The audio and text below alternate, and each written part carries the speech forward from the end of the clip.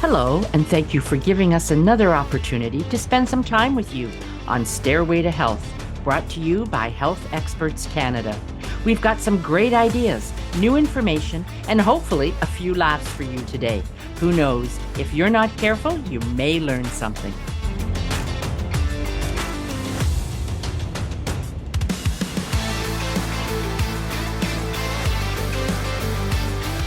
Hello, everybody, and welcome to the Stairway to Health podcast. I'm your host, Frank Peary, along with Marilyn Mitchell. And Marilyn, today we're going to talk about something that seems to be a condition that affects a lot of society out there. We have clients come in on a regular basis, and all of them have been diagnosed with, or they've been told they're experiencing what's called a fatty liver. Ah, yes. So a fatty liver disease, it's a common condition. As a matter of fact, according to the Cleveland Clinic, about 30%, up to 30% of the North American population suffers with this condition, and it is caused by the storage of extra fat in the liver. Now, a lot of people don't have many symptoms, and it doesn't cause any serious problems for them. But in some cases, it can lead to severe liver damage. And the good news is you can often prevent it or even reverse a fatty liver disease with specific lifestyle changes. Well, that's the good part, isn't it? That is the good news. If you've gone to your doctor and they have diagnosed you with a fatty liver, it's not, oh my God, that's it. You know, I'm on my way out. At least that way, you know that there are steps to take or things to do that you can, like you said, not only stop it from getting worse, but actually make it better. For sure. I mean, the liver is one of the most resilient organs in the human body. It has an incredible ability to regenerate itself and to heal itself. I think we should talk a little bit about the function of the liver. I mean, what's its importance? Some people may not realize just how critical the liver is, or they may understand how important it is, but they don't necessarily know why. So I think, people should understand that it produces bile, which in turn helps to aid in digestion. And this is an important one because there's a lot of people out there without a gallbladder. Yeah. And the only other organ in the body that helps to produce and basically aid in digestion is the gallbladder. It produces bile as well. If you don't have a gallbladder and you're not producing bile or regulating bile production, the liver is your only hope, right? That's right. In terms of digestibility when it comes to your food. Now, one of the other things the liver does is it makes proteins for the body. Now, we've talked about this before, how critically important protein is in the human body.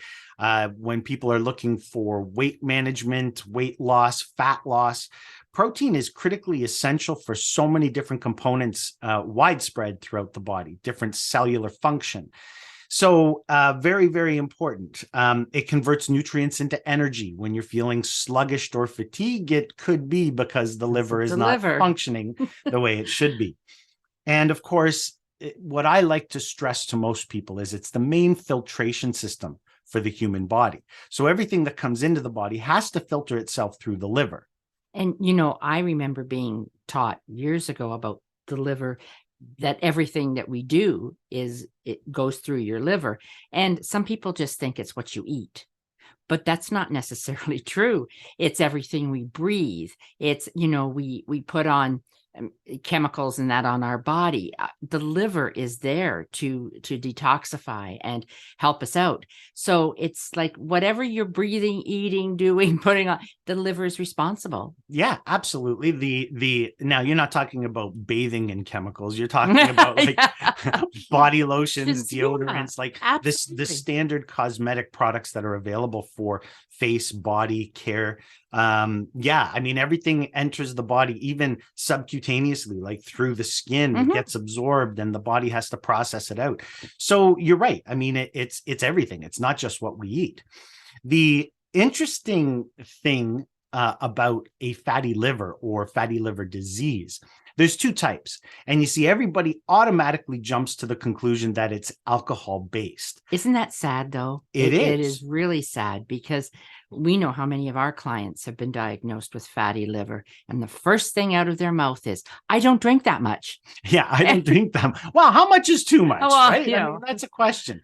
But realistically, I think anything 2 drinks or less, is perfectly acceptable. 2 drinks a day or less is Mhm. perfectly acceptable. Actually offers up some health benefit. But of course, we've all overindulged at some point in time. And we're not talking about the occasional, party or splurge on Or a going weekend to a wedding or a wedding or something. like Yeah. that. I mean, we're talking about a chronic Mhm. drinking condition. Now, what's interesting to me is it's not always about how much we drink in No, terms of it's not. alcohol. There's something called non-alcohol induced fatty liver syndrome. And this is starting to become far more prevalent. And it's becoming more prevalent for 2 reasons. 1, heredity, and 2, diet. Well, it's lifestyle, isn't it? Lifestyle, diet, Because nutrition, yeah, lifestyle. our lifestyle has changed so much over the years, like from our parents' generation, let's say, what we're eating, what we're doing. We're exposed to so much more that has nothing to do with the alcohol. It has to do with our liver, so much stress being put on the liver to do what it has to do. And I don't think people pay attention to that. Right. We've been exposed nowadays to more toxins, more environmental toxins, and more toxins in our food supply chain and what we eat, what we drink, what we breathe. You're absolutely right. I can't hammer that point enough. More stress on the liver now than ever before in Yeah. history. Mhm. So, I mean, although the liver is resilient, the liver can often need some assistance, Yeah. in order to function at optimal levels. And it definitely does start with lifestyle and diet. Here's something that's interesting. Most people that are diagnosed with this condition think that it's too much fat in their diet that Hence is causing the the fatty liver. liver. No, that's not true. What they don't understand is the primary, like the number one cause of non-alcoholic fatty liver syndrome is sugar consumption. Mhm. Sugar converts itself in the body into usable energy. And whatever the body can't use as energy, it obviously gets stored for later use. Later use never comes with the consumption of sugar we're all taking in. And therefore, that sugar gets stored and it gets stored as fat. And it creates more fat and more fat. And that compounds in the body, in the Right. system over time. We're not talking about a short period of time. Most people that are diagnosed with this condition, it's after years Yeah, it is. of whether they know it or not, self-abuse in terms of what they've been eating, what they've been drinking, and certainly how they've been living. Mhm. The good news is when we know the causes of something like this, we can do things about it to help control. So, okay, obviously drinking too much, that's alcohol-based, alcohol-induced fatty liver syndrome. But things like if you're carrying too much weight, especially around the midsection, right? Belly fat is a big, cause if you're carrying excess amounts. High blood pressure, cholesterol, diabetes, these are all precursors to fatty liver. Certain prescription medications can induce it. So you want to be cautious and careful and work with your doctor, your physician, your primary healthcare provider. Make sure that that's why they test liver enzymes so often when prescriptions are given out. And of course, things like metabolic syndrome and insulin resistance, these are all precursors and causes of fatty liver. So, we started off by saying there's not many symptoms. There are not many symptoms associated with it, but there are some, right? There are some indicators that people can look for. Things like abdominal pain, loss of appetite, excess water retention is a big one. Now, I'm not talking about females, women, during their monthly cycle. We're talking about a lot of excess edema in their legs, their feet. A lot of times it's the swelling of their feet, ankles, that kind of thing. And that's the first thing a physician will look at and right away. test it and see what's going on. Kidney function, liver function for sure. And then, of course, general fatigue, weakness, mental exhaustion. But we're not talking about brief stints of this stuff. We're talking about these symptoms, lasting over periods of time. So, I mean, people can sort of pick up on whether something's going well or not. Here's the interesting thing.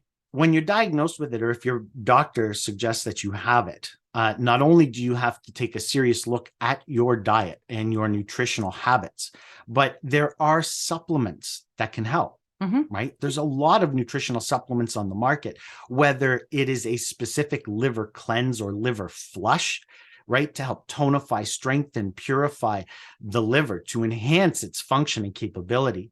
Sometimes it's just support supplementation.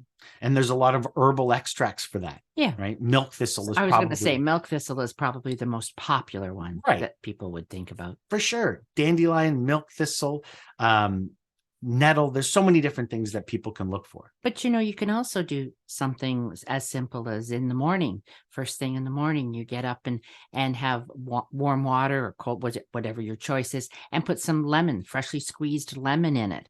That helps to get the toxins out of your body. And the more you can do to do that, the less stress you're putting on your liver to do it. Absolutely. Isn't it funny that it comes back to water Oh, consumption? yes, I know. You and your water. I was talking about the lemon in the water. Yes, absolutely. I mean, we've all heard that it's a good way to start your day. Lemon water is prime for, flushing toxins out first thing.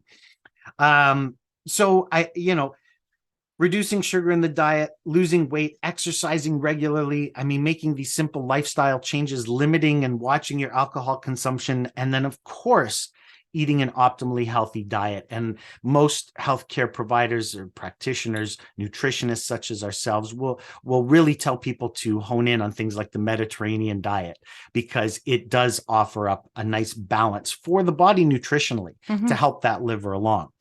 But we should consider that fatty liver disease, if you're diagnosed with it, if you're told that you have it, it's an early warning sign more than anything else, right?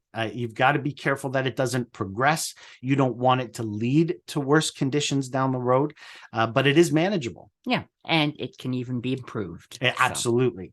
So I hope we shed some light on one of the big topics that everybody's been asking about lately. There's lots of ways that you can help to improve your liver and live a very healthy life. Well, that's all the time we have for today. I'm Frank Peary. And I'm Marilyn Mitchell. And until next time, remember, health equals wealth. So that's all the time we have today, but there's still so much more to talk about and learn. Head over to healthexpertscanada.com for more ideas on healthy living, and don't forget to like, download, and share this podcast with your friends, just for the health of it.